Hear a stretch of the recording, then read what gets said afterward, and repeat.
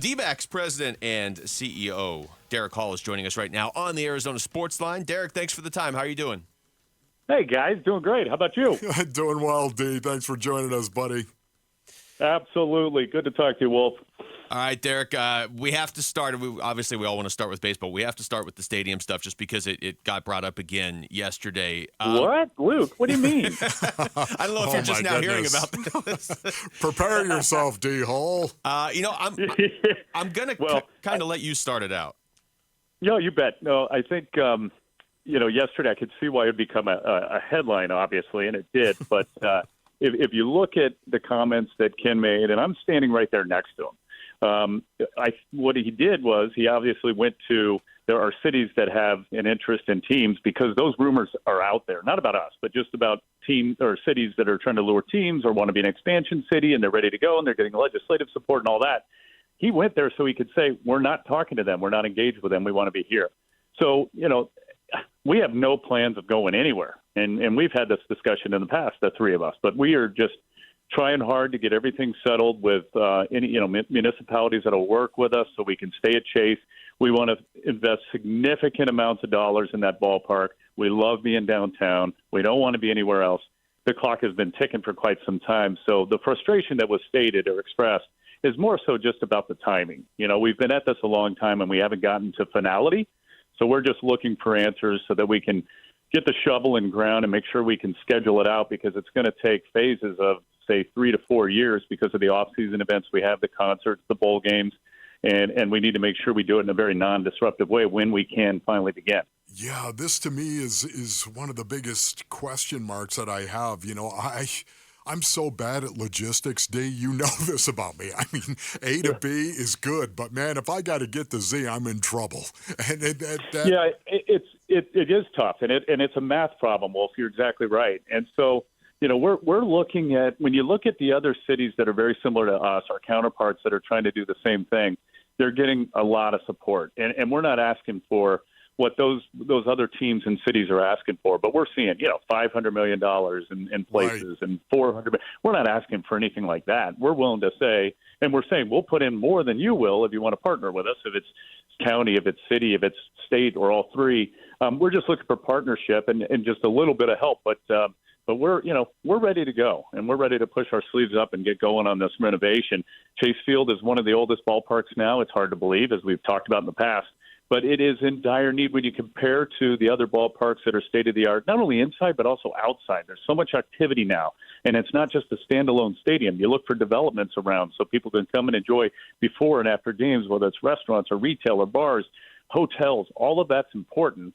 And we're considering all of that, but we really need to get going. When you talk about Chase Field reimagined, what do you see, Dave? Like what kind of renovations? Well, first, Wolf, there's a lot that has to be done under the hood, and so probably half of the investment, if we're looking at $400 to $500 million, easily half of it is just infrastructure needs that most people would never even see. Yeah. And with it being so old, and we've got leaks, we've got pipe issues. We want to address the HVAC. We got to fix the roof. So all of that is one thing, but we're still investing money. Like this year, this off season, we have the new LED lights that are awesome that we just put in for this upcoming season. A brand new sound system that sounds electric. It's great. But then for the reimagine, what can we do for every fan at every level? How can we take the playground upstairs and redo that for the kids?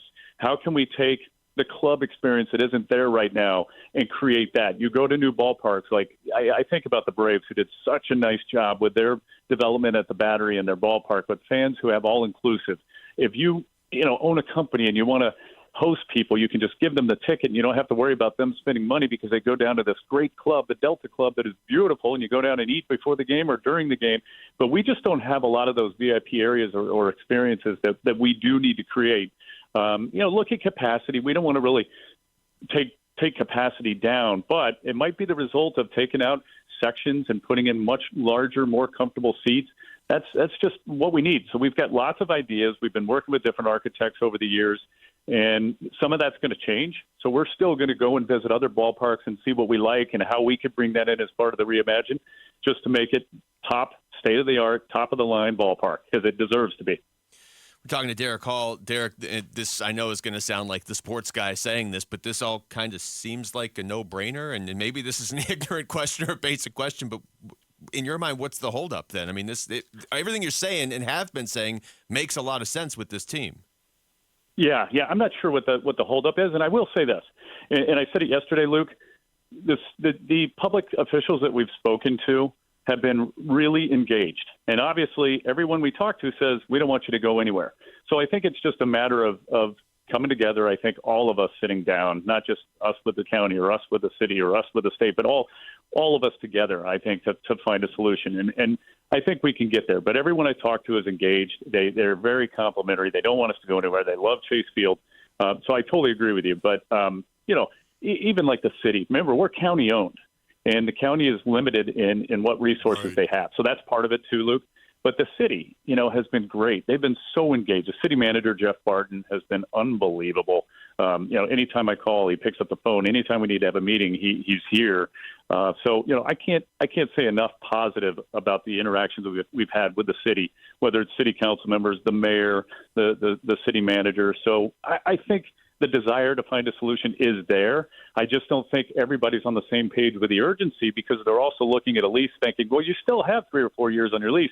But, that's an issue when you have to get going with that work, and you want to make sure you're still going to be there, which is our intention. Yeah.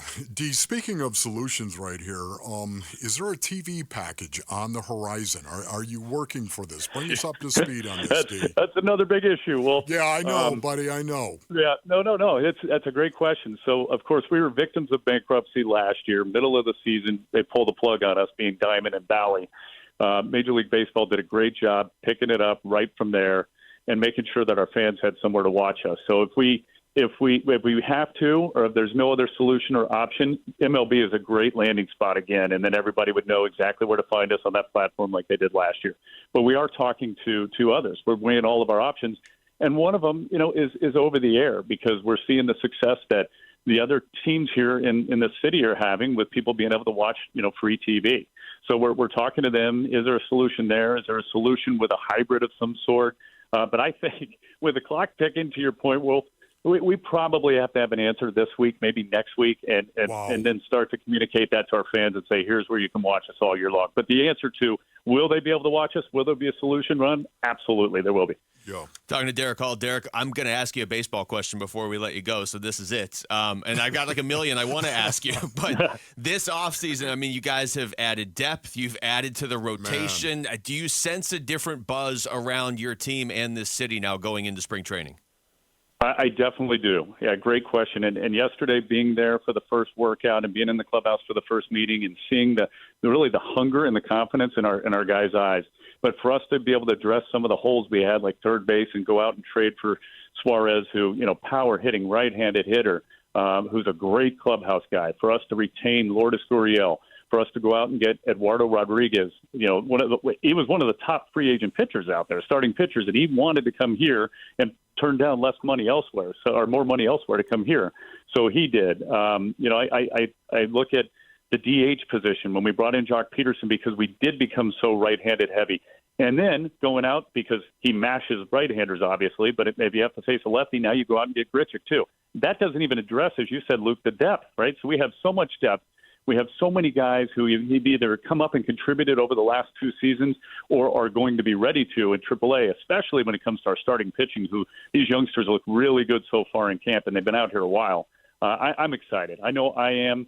We're better this year on paper right now than we were a year ago, yes. and that was a magical year. And remember, there were times we were all biting our nails, just going crazy. Like, wait, we went from 16 games over 500, the best record in the league, even better than the Braves at one point, to 2 games below, and we're all hitting our heads against the wall. Going, man, we may not even make the playoffs. We back in there, and everything just happened. It was so much fun, but that's the kind of thing. When we first made the playoffs, long-windedly here, I'm sorry, guys. No, but when we first made the playoffs, I thought, okay, we're going to Milwaukee. We're going to play the Brewers. Boy, it's going to be tough, right? We got to face Peralta and Burns. That's tough. But it's great experience for these young guys. Well, you go in there and you sweep them. I'm like, wow. Okay, maybe they have a little confidence before we play the Dodgers, who own us. Let's get them a little more experience there. We go in, we sweep those guys. Oh. Then you go to Philly, where everybody says you don't have a chance, especially to have to win 6 and 7, and they did. So I think you guys will see it. But when you walk through that clubhouse, they just have this swagger that I've wanted them to have. And I'll finish with this. You know, as I addressed them, I said, look, for the last 2 seasons, all my counterparts have said to me at owners' meetings, we hate playing your guys. They are so good, so fast, so athletic. I said, so we hear that. The other thing I hear from all our fans is, man, I love watching your team. They're so much fun. I said, when was the last time we were hated by other teams and loved by our fans because they're fun to watch, right? Continue to be hated by your opponents and continue to make it fun for our fans to watch. And that's what you feel. Dude, thank you so much, man, for all the years of being a got class act and being transparent, Look forward to seeing you soon. All right. Okay. Thank you, Derek. Thank you, D. All right. See you, Luke. See you, Wolf. That's Derrick Hall, D-backs president and CEO, joining us right there on the Arizona Sports Line. It's funny, he said that when we talked to him last year about even before the Diamondbacks were good, obviously, because it was a year ago, other teams being like, yeah, you guys are not fun to play against. And then last year happened and really sort of drove that point home.